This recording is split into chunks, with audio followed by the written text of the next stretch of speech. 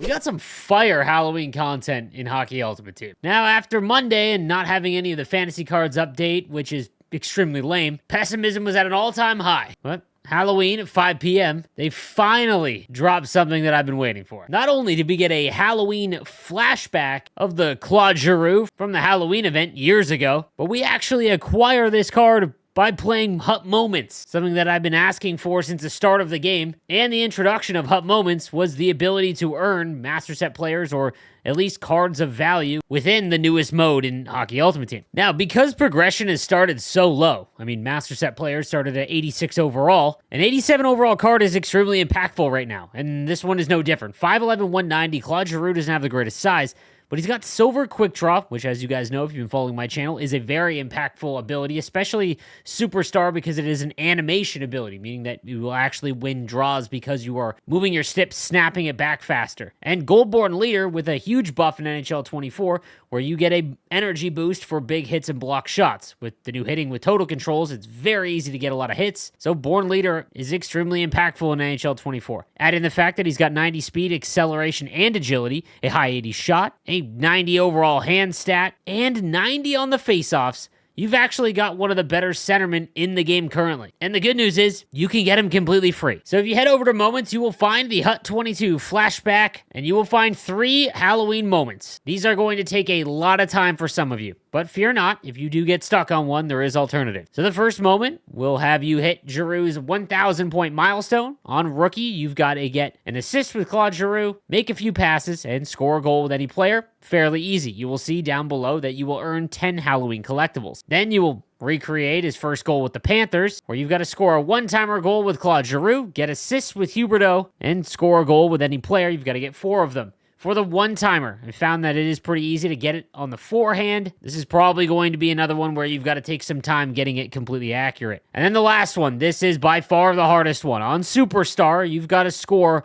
bottom left corner goals with Claude Giroux, 3 of them. You've also got to get shoulder checks as well as score any goal for players. Now that last one is real tough to score bottom left goals, because he is a righty. The go-to goals to score in squad battles and offline play, you can't really get. So there's a couple ways. One would be to get a breakaway off of the opening draw, beat the defender, and a simple forehand backhand. Even if you get it a little bit high into the middle of the net, it should count. Another option is to just curl along the right-hand side and then streak across the front of the net. The issue is that the AI is extremely buffed, meaning that if they get close to you, they will throw you around. Like I said, this is going to be extremely frustrating. Now, the other ones are fairly easy, but if you do get stuck on the bottom left corner goals, I'll show you how to take care of it. Head on over to Sets, then the Halloween Flashback Event Sets, and you will see that you will need 45 to get Claude Giroux. That would have you complete every single moment. Now, if you go to the Halloween Collectible Sets, you can see here that you can make Halloween collectibles in a various number of ways. Trading in 8 any gold players, all the way down to what we normally see, and trading in an 85 overall will get you 3 collectibles as well as a base pack.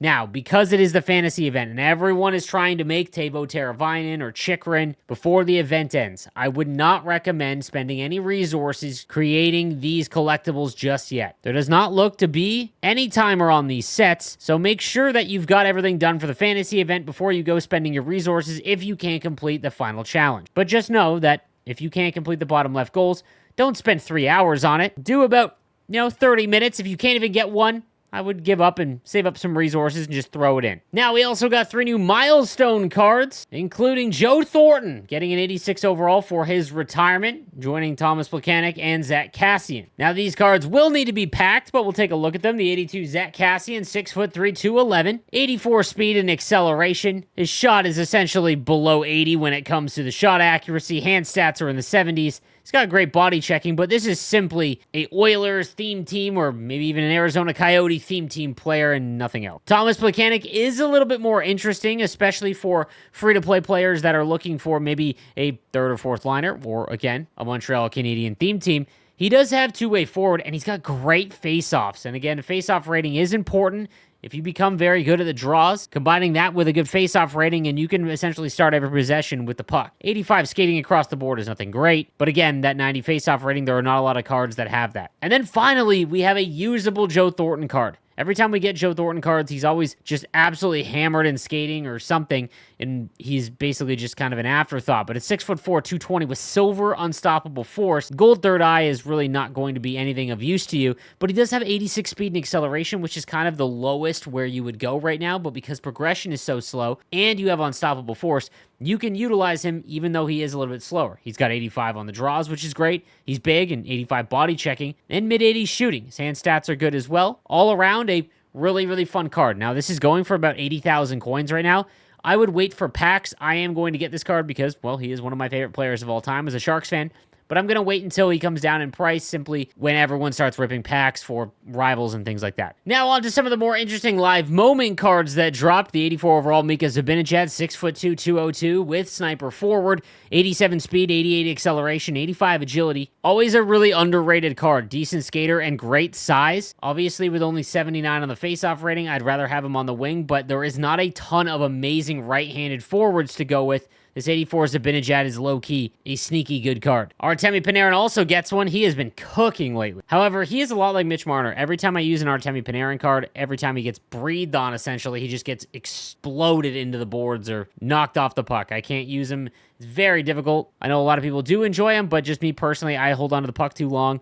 He does have good skating and shooting and hand stats. It's just 81 balance, and the fact that he's 173 pounds, he just loses the puck too easily for me. Cole Caulfield jumps up to an 85, and same kind of situation as Artemi Panarin. However, Cole Caulfield's got 90 speed, 91 acceleration, and a really good shot. One of the highest accuracies in the game with sniper forward activated. I know there's a lot of Canadian fans out there that are going to be excited for this card. And then lastly, an 86 overall David Pastrnak with sniper forward shooting boost, as well as silver 1T. And 1T starting to become one of the more useful superstar abilities. It does appear that with 1T activated, if you can get a one-timer off, it's starting to go in clean. Now, I always like them more on defensemen because it is much easier and way more predictable to get a one-timer with a defenseman. However, if you're going to use a forward that's on like your first line, for example, having 1T is going to be on the ice quite a bit. He's got 90 speed, 90 acceleration, and this is an NHL 23. He actually has decent agility at 89 overall. A really, really good card for anyone that's a Boston fan or anyone that needs a right-handed winger, which is a lot of them. On to the game day cards. This Saturday, the winner of these matchups will get a +1. Now remember, they've already received their skating boost, most of them, so if they do win, they are not going to go up and get another skating boost unless they are in this very weird range in which it slightly ticks over, but more often than not, it's not. He's going to get speed boost, which is huge. Very hard to activate right now at this stage of the game, but if you can get speed boost on Jason Robertson, we finally have a decent skating Robertson card, which has just never existed. He's also got sniper forward. He's got a great shot, good hand stats. Really, really excited about this card. Now, they're going up against the Vancouver Canucks. At 86 overall, the Elias Pettersson here. He's got silver elite edges gold elite edges and silver 1T.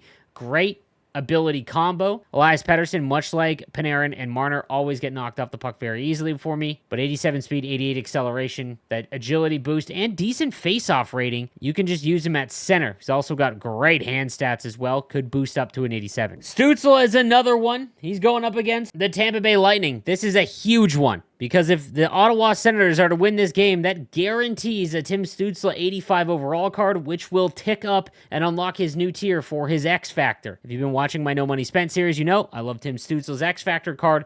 That's going to be huge, so I'm an Ottawa Senator fan this weekend. 88 speed and acceleration. He just doesn't have any abilities. His X Factor has been really fun, but that's mostly because he has elite edges. So we'll have to wait and see, but really hoping that he wins so that we get the next tier for Tim Stützle's X Factor. The Tampa Bay Lightning will be repped by Brandon Hagel at 6'2", 179, 87 speed and acceleration, can get up to 88 agility and 85 shooting across the board. Just a very average card. An interesting one, the Seattle Kraken's Jared McCann, and my goodness, do I ever miss his spotlight card from the launch of NHL 23. But with two-way forward activated, 81 draws, could put him at center. He's got good size, 88 speed and acceleration, a mid to high 80 shot, decent hand stats. Jared McCann last year was great. A great local matchup for me, Buffalo and Toronto. The 84 overall Owen Power, 6'6", 218. Love two-way defenseman as a synergy because it impacts stick checking and defensive awareness, which is huge. 85 speed, 86 acceleration and agility. Love to see that just maybe 1 or 2 points higher, and then we've got one of the most impactful defensemen in the game. But as it stands right now, because speed is not crazy, at 6'6", 218, this is he is going to be a great HUT card for the remainder of his career. Now, he's going up against John Tavares in the Leafs, sniper forward on him.